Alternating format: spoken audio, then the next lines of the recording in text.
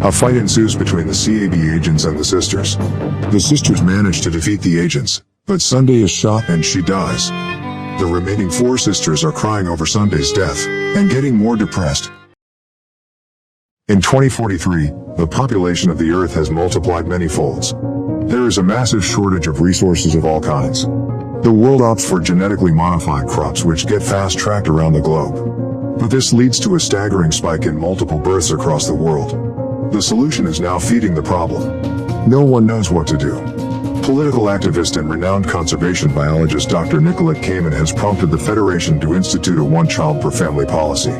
A bureau called Child Allocation Bureau, CAB, is formed to enforce this policy. All citizens are required to wear a bureau-issued identity bracelet. This bracelet can be scanned in order to identify people at various checkpoints throughout cities.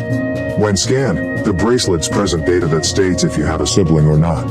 If another sibling is present, police are informed and, upon arrival, take the child. These children are put into cryosleep and they will be woken up when the crisis the world is going through is handled. They will awaken in a better world.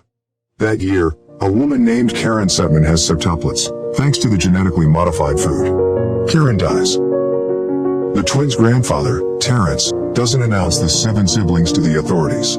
He names them each by one day of the week. He decides that all 7 of them will live in secrecy in a place that has hidden areas, which he builds. He trains them all to take on the identity of Karen Setman. Each of them gets one day of the week to go out and be Karen. Sunday will get to go outside on Sunday, Monday on Monday, Tuesday on Tuesday, and so on. They grow up sharing the identity of Karen. When each of them comes back home, they explain to the others how their day was. This step is important as it allows the next girl to go out and continue being Karen. They are all fitted with electronic bracelets that are hacked by Terrence so that they could all be identified as Karen Setman. These bracelets are also fitted with GPS so that their location could be known when they are out of the house. Terrence also makes a hiding place that they could use when someone comes to the apartment. One Saturday is attending a ballet contest, but Thursday decides to sneak out and skate. So when Saturday comes back, Thursday is still missing. Terrence is very worried. Suddenly they hear a knock on the door and they all immediately hide in their hiding place except Saturday. Terrence immediately takes a gun and carefully opens the door. It turns out that the person is Thursday who has returned, but tragically Thursday gets her index finger cut off because she fell off the skateboard. Since all of the girls need to look the same, Terrence cuts the index fingers off all the other girls starting from Monday. 30 years later, when they are adults, their grandfather has died and they also have different characteristics and appearances. Monday is the firstborn, and she's the good girl, the golden child, the A-type personality, and she, of all the sisters, embrace the collective identity. Tuesday is the paranoid pothead, a little bit of a loose cannon. Wednesday is the athletic one, the fighter of the bunch. Thursday is the bad girl, she's the rebel, and she craves her own identity and autonomy. Friday is the smart one, the computer geek, and the sisters only have their life, their career, their success, because of Friday. Saturday gets to hang out on Saturday, be homeschooled, and never went to work probably a day in her life, so she's the wild child, she's the lucky one, she gets to party her face off. And Sunday is the caregiver, she goes to church on Sunday, and is supposed to be the believer of the bunch. As they have different appearances, the sisters use wigs and makeup to cover any identifying features. On one Monday, it's time for Monday to go out of the house, but she is too nervous because that day, Karen Setman is going to give a presentation at the office to get a promotion. Monday prepares her disguise. On her way to the office, at a checkpoint, Monday runs into Adrian, a CAB agent. He is checking her identity and talks to her. Arriving at work, Monday meets Jerry in the elevator, who is also eyeing for the promotion. Jerry tells Karen that he knows her secret and blackmails her to get the promotion. At night, the sisters are waiting for Monday who hasn't returned home. They track the GPS location of Monday's bracelet, but strangely her whereabouts cannot be traced. The sisters freak out and assume something happened to Monday. Next day, Tuesday heads out to work and tries to act normal. Tuesday learns that Monday got the promotion and met Jerry at a bar. Before she can investigate further, CAB agents detain her and cut off her communications. In the CAB facility, Adrian sees Tuesday escorted to a cell, where she meets Nicolette Kamen, head of the CAB. Kamen reveals that she knows that Tuesday has many siblings, and she knows there are still 5 of her twins living in her apartment. Then a CAB agent named Joe grabs Tuesday and points a knife at her. In the apartment, the 5 remaining sisters begins to panic. Not long after, CAD agents come and enter their apartment with Karen's eye to bypass a retinal scanner. A fight ensues between the CAD agents and the sisters. The sisters manage to defeat the agents, but Sunday is shot and she dies. The remaining 4 sisters are crying over Sunday's death and getting more depressed. At the apartment, Friday learns that the eye is Tuesday's, and the sisters suspect Jerry may have sold them out.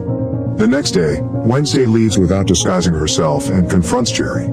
However, it turns out that Jerry doesn't know anything about Karen's identity as one of 7 people.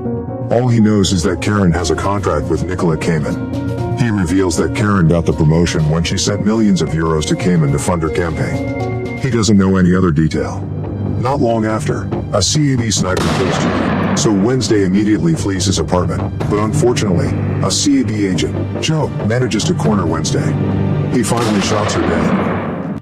In the twins' apartment, someone knocks on their door. Only Saturday, Friday, and Thursday are remaining in the apartment. Friday and Thursday immediately hide, and Saturday opens the door. It turns out that the person is Adrian, a CAD agent. Adrian flirts with Saturday, however Saturday doesn't recognize this person. Saturday finally realizes Adrian has a romantic relationship with one of them. Adrian invites Saturday to go to his apartment. She asks for a timeout and goes in to meet with her sisters. Thursday tells Saturday to go with Adrian because Adrian is a CAD agent, so they might get a clue about Monday's whereabouts. Friday also tells Saturday to secretly sync her bracelet with Adrian's to be able to hack into the CAD server. Saturday finally agrees and goes with Adrian to his apartment. At his apartment, Saturday digs information from Adrian. It turns out that Monday was the one who had been seeing Adrian. Then, Saturday secretly syncs her bracelet with Adrian's, as Friday suggested. This allows Friday to get access into CAD's servers. On a video feed, the sisters believe they have found Monday in a holding cell. After Adrian left his apartment, Saturday immediately tells Friday and Thursday that Monday was the one who had been secretly dating Adrian. At the same time, CAD agents arrive and kill Saturday in front of her sister's eyes. Not long after, Karen's apartment is raided by CAD agents led by Joe. Friday sacrifices herself by blowing up their apartment to allow Thursday to escape and rescue Monday. Now, only 2 twins remain, Thursday and Monday, who are still locked up. Adrian hears about the explosion at Karen's apartment and goes straight to the apartment. There, he meets Thursday, who directly confronts him in his car. Thursday assumes that Adrian was the one who had reported Karen. However, Adrian does not know anything about these 7 twins. Adrian now realizes that Karen is actually a septuplet, and he claims that love Monday. He finally agrees to help Thursday to rescue Monday. Adrian sneaks Thursday into CAD headquarters with a body bag. She is brought into the cryosleep room. There, she secretly records a child undergoing cryosleep. Instead of being frozen, the child is incinerated. When it is Thursday's turn, Thursday immediately kicks the officer and put her in cryosleep. Adrian helps Thursday to get out of the cryosleep room, and they find the cell where Monday is locked up. But it turns out that Tuesday is the one in the cell, with one of her eyes removed. Finally, Adrian and Tuesday are assigned to hack a video operator and show a shocking video about cryosleep at a fundraising event being held by Cayman. Meanwhile, Thursday search for Monday. Finally, Thursday meets Monday in a restroom. Monday looks fine. It turns out that Monday is the one who betrays the sisters. She wants to be the one and only Karen and reported her twins to Cayman. Monday also sends large sums of money to Cayman's as bribes. Thursday and Monday fight in the restroom, and eventually, Thursday accidentally shoots Monday.